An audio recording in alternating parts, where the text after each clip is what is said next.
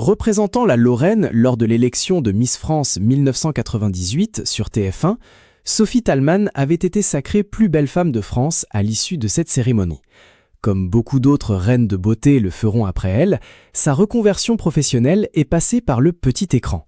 En effet, Miss France 1998 est devenue animatrice TV après avoir transmis son précieux diadème à celle qui fut élue pour prendre sa succession en tant que Miss France 1999.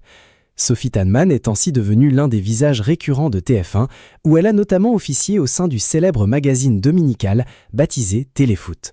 Par la suite, l'ancienne reine de beauté est apparue sur France 3 avant de finalement allier son métier à sa grande passion pour l'équitation en rejoignant la chaîne Equidia.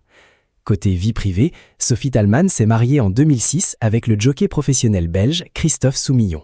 Ensemble, ils ont fondé une famille en donnant naissance à 3 enfants, Charlie 2005, Mika 2008 et enfin Robin 2017.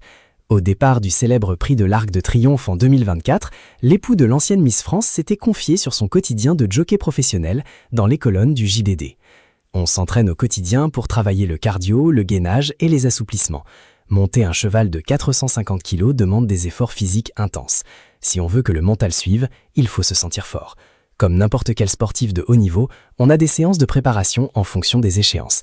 L'Arc de Triomphe est le week-end le plus important de l'année. Ensuite, on a plein de grandes courses à l'étranger. 15 jours après l'Arc, on a un gros week-end en Angleterre avant d'aller au Japon, à Hong Kong et aux États-Unis, avait alors révélé Christophe Soumillon. Le mari de Sophie Thalmann avait également décrit sa journée type à nos confrères. Il y a le réveil entre 5h30 et 6h30, plusieurs fois par semaine pour aller travailler les chevaux sur les centres d'éthique d'entraînement. Ensuite, on rentre chez soi, on prend une bonne douche et on va faire notre sport. Je varie. Je pratique la course à pied et le vélo. En voyage, parfois, je n'ai pas le choix. Je vais à la salle de sport alors que je préfère être à l'extérieur.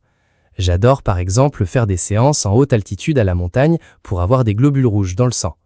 Je joue aussi au golf pour me vider la tête et je fais un peu de natation. Entre 10h30 et 11h, j'ai terminé mon sport. Il faut alors se préparer pour se rendre sur l'hippodrome. Plusieurs fois par semaine, un kiné ou une masseuse nous remet les muscles et le reste du corps en état. En général, nos premières courses commencent vers 13h, 13h30. Et là, on enchaîne. 4, 5 courses, parfois jusqu'à 7 ou 8.